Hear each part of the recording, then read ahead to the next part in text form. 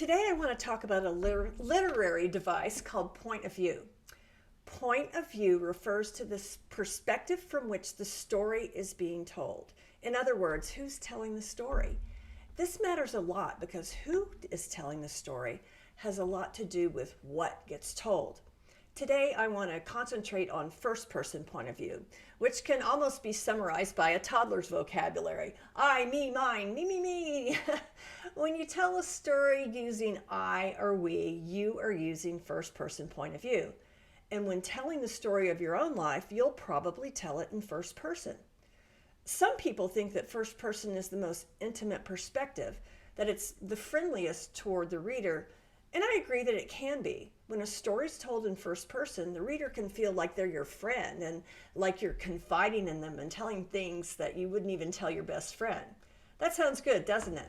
Well, we are striving for that intimacy with the reader, but using first person point of view can create a couple of problems. Number one, you talk about yourself so much that you sound like a narcissist. We don't want that. And number two, you fall prey to telling the reader everything instead of showing them. So what can you do? It's actually pretty simple. You don't tell the reader what happened or what you did. You show them. You bring them alongside you and invite them into your story through carefully crafted scenes. You know what a scene is. It's think of it as your book being like a scene in a movie. It's a unit of drama. A scene takes place at a specific place and time, and it's finite. There's a beginning and an end, and then it's over. Motion pictures are simply a collection of scenes that are placed in a certain sequence based on the director's preference about how he or she wants to tell the story. And that's not a bad approach to take with your book either.